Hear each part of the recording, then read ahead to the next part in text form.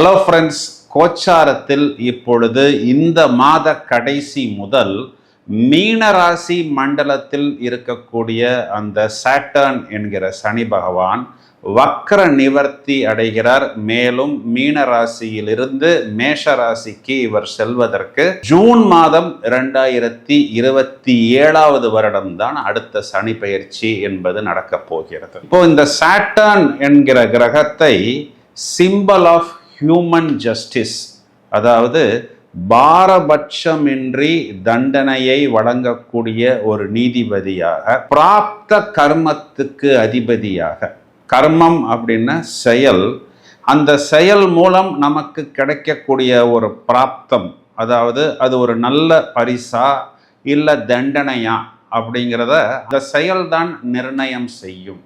அப்போது நாம் செய்யக்கூடிய செயல் நல்ல செயல்களாக இருந்தால் அதற்குண்டான பரிசுகளையும், நாம் செய்யக்கூடிய அந்த கர்மா தீய கர்மாவாக இருந்தால் அதற்குடைய தண்டனையும் கொடுக்கக்கூடியவர் தான் இந்த சாட்டர்ன் என்கிற கிரகம். இதனால்தான் இந்த சனி குறிக்கக்கூடிய நீதி தேவதைக்கு ஒரு வஸ்திரம், அதாவது ஒரு கருப்பு கலரில் ஒரு துணி கண்களில் கட்டப்பட்டிருக்கும். அதாவது எதிரே நிற்கக்கூடிய நபர் ஒரு பெரிய விஐபியா அல்ல ஒரு சாதாரண மனிதரா அப்படிங்கிற ஒரு பாரபட்சம் இல்லாமல் தண்டனையையோ அல்லது பரிசையோ அவரவர் செயல்களை பொறுத்து கொடுக்கக்கூடியவர் தான் இந்த சாட்டர்ன் என்கிற கிரகம். மேக்கர்ஸ் ஆஃப் டெஸ்டினி, அதாவது ஒரு தனிநபரின் விதியை நிர்ணயம் செய்யக்கூடிய கிரகங்களில் முதலாவதாக வரக்கூடியது இந்த சனி பகவான் தான். அதனால தான் கோச்சாரத்தில் ஜென்ம சனி, ஏழரை சனி, அர்த்தாஷ்டம சனி, கண்ட சனி என்று ஒவ்வொருவரும் தனக்கு என்ன நடக்கப் போகிறது என்பதை ரொம்பவும் ஆவலாக எதிர்பார்த்து காத்து கொண்டிருக்கிறார்கள்.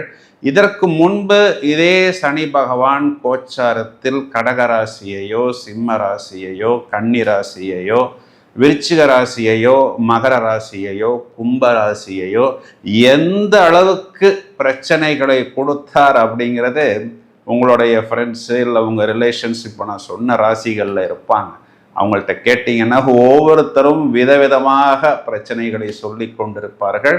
இப்பொழுது இந்த பிரச்சனைகள் எல்லாம் மீனராசிக்காரர்களும் சிம்ம ராசிக்காரர்களும் அதிகமாக சந்தித்து கொண்டிருக்கிறார்கள். மேஷராசிக்கு ஏழரை சனி தொடங்கி கிட்டத்தட்ட ஒரு வருடம் ஆகிவிட்டது. இந்த அடுத்த சனி பயிற்சி வரை இப்போ இந்த வக்ர நிவர்த்தி அப்படிங்கிறது ரிட்டர்னில் போய்கொண்டிருந்த இந்த சனி பகவான் இப்பொழுது நேர்கதியில் தனது பயணத்தை தொடங்கிவிட்டார். ஒவ்வொரு ராசிக்கும் என்ன செய்ய போகிறார் அப்படிங்கிற விஷயத்தை துல்லியமாக இப்பொழுது நாம் காண இருக்கிறோம். முதலில் மேஷராசியை எடுத்துக்கொள்வோம். கிட்டத்தட்ட மேஷராசிக்கு இந்த ஏழரை சனி அப்படிங்கிறது தொடங்கி இப்போ ஒரு 10 மாதம் வரை ஆகிவிட்டது. இப்போ நடுவில் சனி பகவான் ரிவர்ஸ் போயிருந்தார், ரெட்ராகிரஷன் அப்படின்னு சொல்லக்கூடிய வக்கர நிலையில் இருந்தார். அது தற்காலிகமாக இவர்களுக்கு ஒரு அனுகூலமான செய்தியாக இருந்தது. இப்போ திரும்பவும் நான் வரேன்னு சொல்லு, திரும்ப வந்துட்டேன்னு சொல்லு அப்படின்னு நம்ம சூப்பர் ஸ்டார் சொல்கிறார் அல்லவா? அதை போல் நேர்கதியில் ஏழரை சனி என்பது மேஷராசிக்கு விரய சனியாக தொடங்கிவிட்டது. ஸோ எல்லா மேஷராசிக்காரர்களும் கிட்டத்தட்ட ஒரு 7-8 மாதமாகவே நிறைய பிரச்சனைகளாக இருந்தாலும் சரி, இல்லை வம்பு வழக்காக இருந்தாலும் சரி, இல்லை செலவாக இருந்தாலும் சரி, கொடுத்த பணம் திரும்ப வரலை அப்படிங்கிற அமைப்பில் இருந்தாலும் சரி, நோய் நொடி தீராமல் ஒரு இடம் முடிந்து இன்னொரு இடம், முடிந்து இன்னொரு இடம், நடக்க வேண்டிய நல்ல விஷயங்கள் எல்லாமே தாமதப்பட வேண்டிய ஒரு சூழ்நிலை, நிறைய வெளியூர் வெளிநாடு பயணங்கள்லாம் போய் அது ஒரு வேலை வாய்ப்பாக இருந்தாலும், ஒரு வியாபாரமாக இருந்தாலும், ஒரு நிம்மதியற்ற திருப்தியற்ற இரவு நேரத்தில் பொதுவாகவே தூக்கத்தை இழந்த, குறிப்பாக ஏன்னா 12ஆம் இடம்ங்கிறது இரவு நேரம், நாம் சயனம் போகக்கூடிய இடம், குறிகாட்டக்கூடிய இடம். கால், நிறைய பேருக்கு கால் பாதங்களில் பிரச்சனை, வலி, இதெல்லாம் தொடர்ந்து பயணித்து கொண்டு தான் இருக்கிறார்கள். அந்த ஸ்டாஃப் சப்போர்ட் கிடைக்கவில்லை, வேலைக்கு ஆட்கள் கிடைக்கவில்லை, இதெல்லாம் நடந்து கொண்டிருக்கிறது. இப்போ என்னன்னா, இது விரய சனி, 12ஆம் இடத்துல இருக்கக்கூடிய சாட்டனுக்கு பேர் விரய சனி. நிறைய விரயங்களையும் கஷ்டங்களையும் துக்கங்களையும் துயரங்களையும் இவர்களுக்கு கொடுத்து கொண்டு தான் இருக்கிறது. இதிலிருந்து என்ன பண்ணுறது அப்படிங்கிறது தான் இப்போ இவங்களுடைய அந்த ஒரு $1 மில்லியன் கொஸ்டின். இப்போ கோச்சாரத்தில் அனைத்து கிரகங்களுமே மார்ச் மாதத்திலிருந்து ராகு கேது அச்சுக்குள் அடங்க போகிறது.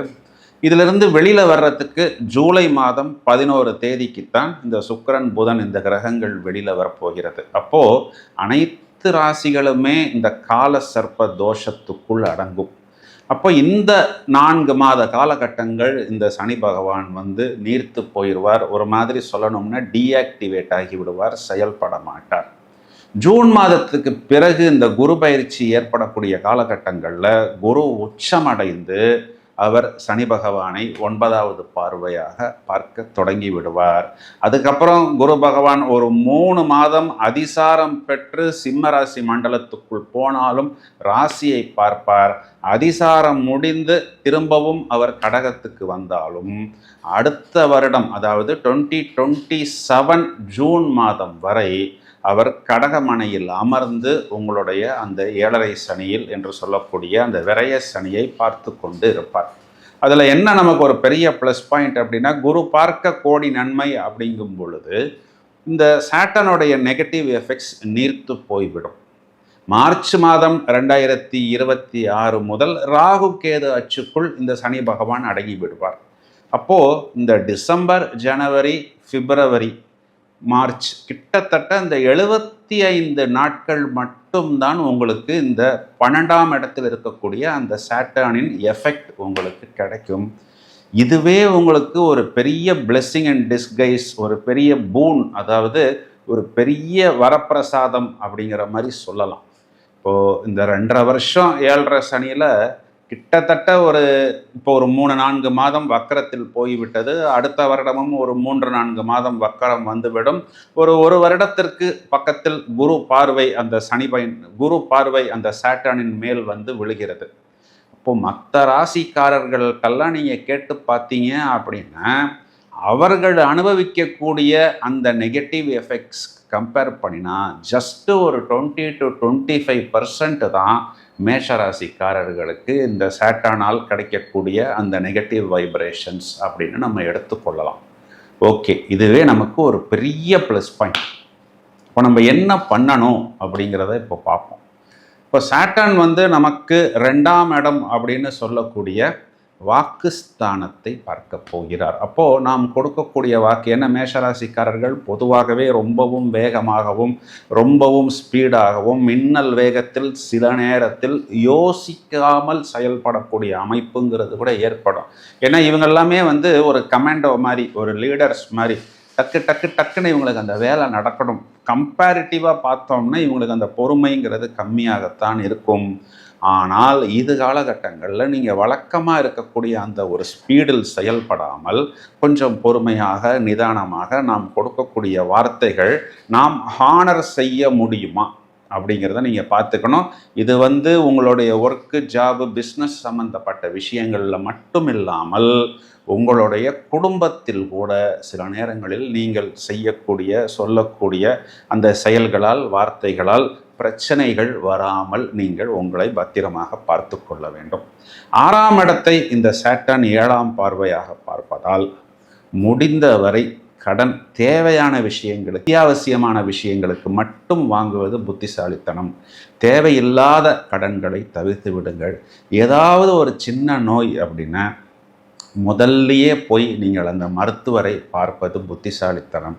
வம்பு வழக்கு வராமல் உங்களை பார்த்து கொள்வது. இப்போ நீங்கள் கொடுக்கக்கூடிய செயல், நீங்கள் கொடுக்கக்கூடிய பொருள், இதில் ஏதாவது ஒரு சின்ன குறைபாடு இருந்தால் அதனை நீங்கள் என்ன பண்ணலாம் அப்படின்னா திருத்தி கொள்ளலாம். முடியாத பட்சத்தில் அந்த பணத்தை திருப்பி கொடுத்து விடுவது புத்திசாலித்தனம்.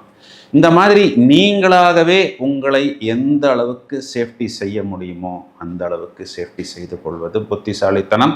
மேலும் உங்களுடைய 9ஆம் இடம் அப்படின்னு சொல்லக்கூடிய பாக்யஸ்தானத்தை சனி பகவான் 10ஆம் பார்வையாக பார்க்கிறார். அப்போ என்ன ஆகும் அப்படின்னா நமக்கு சில பாக்கியங்கள் ஸ்லோவாக நடக்கும். பாக்கியம்னா ஒரு இடம், வீடு, ஒரு கார் வாங்குறது, இந்த மாதிரி விஷயங்கள்லாம் கொஞ்சம் மெதுவாகத்தான் நடக்கும். அதுக்காக ரொம்பவும் படபடப்பாக செயல்படுறது, ரொம்பவும் டென்ஷன் ஆகுவது, இந்த மாதிரி எல்லாம் இல்லாமல் யதார்த்தமாக பயணிப்பது நல்லது. இப்போ நான் சொன்ன சிம்டம்ஸ் எல்லாமே மார்ச் மாதம் 15 தேதி வரை தான்.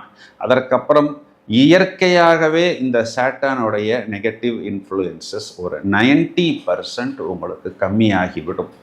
இருந்தாலும் இது காலகட்டங்களில் கொஞ்சம் உங்களது உடலை பத்திரமாக பார்த்து கொள்ளுங்கள். குறிப்பாக நாங்கள் இந்த ஜிம்முக்கு போகிறோம், ரொம்ப வாக்கிங் பண்ணுறோம், ஜாகிங் பண்ணுறோம், அதே மாதிரி இந்த ஒர்க் நடக்கக்கூடிய கன்ஸ்ட்ரக்ஷன் நடக்கக்கூடிய சைட்ஸில் போகிறது, மாடிப்படி ஏறும் பொழுது கொஞ்சம் மெதுவாக, சில சமயம் அந்த ஸ்மூத் டைல்ஸு, ஈர டைல்ஸில் எண்ணெய் இருக்கும்போது கால் வைக்கிறது, இந்த மாதிரி விஷயங்கள்லாம், அதாவது உங்களது பாதங்களை பத்திரமாக பூ போல் பார்த்து கொள்வது, ஓரளவுக்கு விழிப்பாக செயல்படுவது, அரசாங்கம் சம்பந்தப்பட்ட அனைத்து விஷயங்கள், அதாவது அது டேக்ஸ் கட்டுற மேட்டராக இருக்கலாம், இல்லைன்னா கார்பரேஷன் டேக்ஸாக இருக்கலாம், எல்லாமே நீங்கள் டாக்குமெண்ட்டுடன் பத்திரமாக உங்களை பக்குவப்படுத்தி கொள்வது, இந்த அனைத்து விஷயங்களையும் நீங்கள் பத்திரமாக பார்த்து கொண்டால் கண்டிப்பாக தலைக்கு வரக்கூடிய விஷயங்கள் தலைப்பாகையுடன் போய்விடும் அப்படின்னு சொல்வது தான் நிதர்சனமான உண்மை.